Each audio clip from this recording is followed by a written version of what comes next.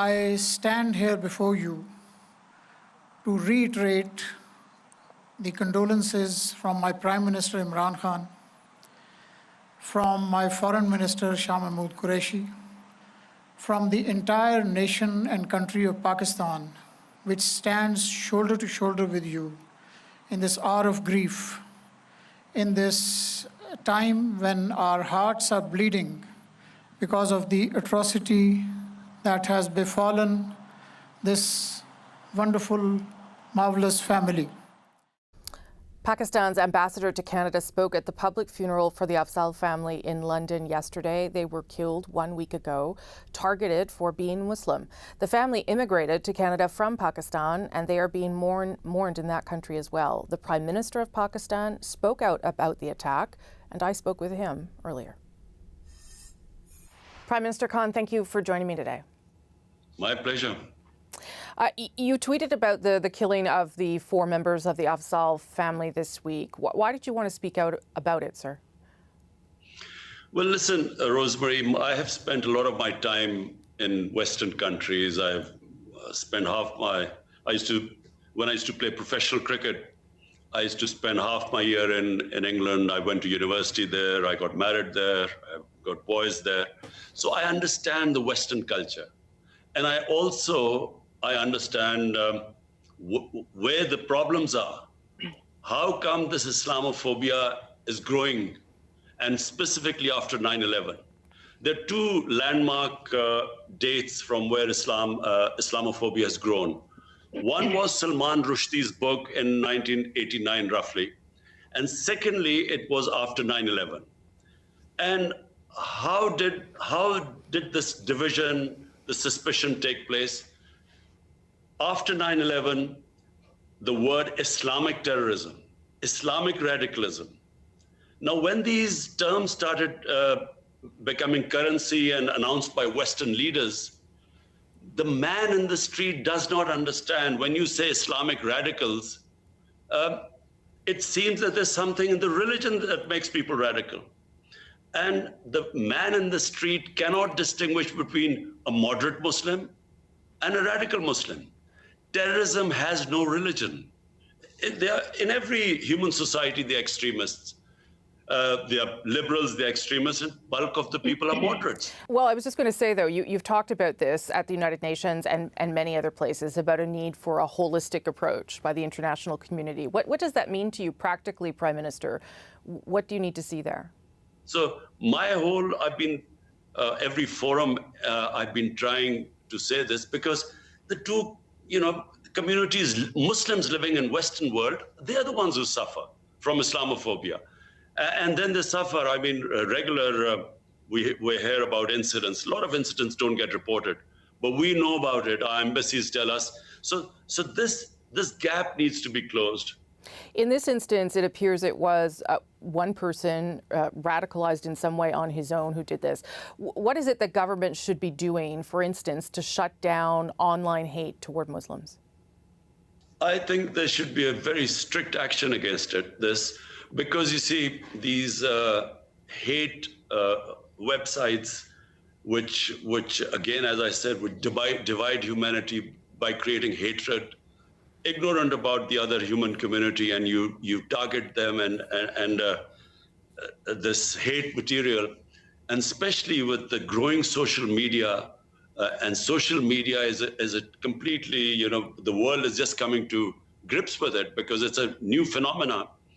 And unfortunately, while there's so many benefits of social media, it's changing the whole world.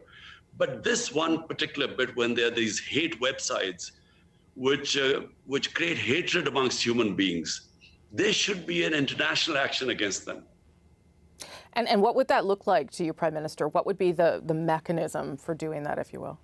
Whenever the international community, and by that I mean the world community, the world leaders, whenever they decide upon taking action, this will be dealt with.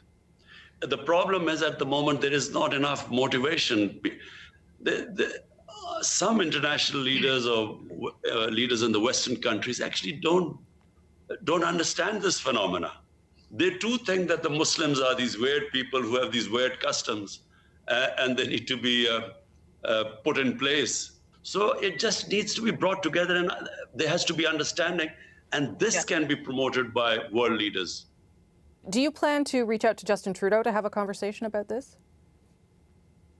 Yes, I will. I've had previous conversations with Justin Trudeau as well, and I have to say we mostly agree with most things.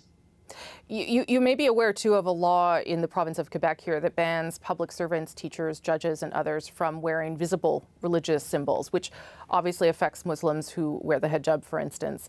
Quebec says this is a law about secularism. What do you make of that kind of law existing in Canada? I find this, secular extremism. It really is against, you see, the whole idea behind secularism is liberalism.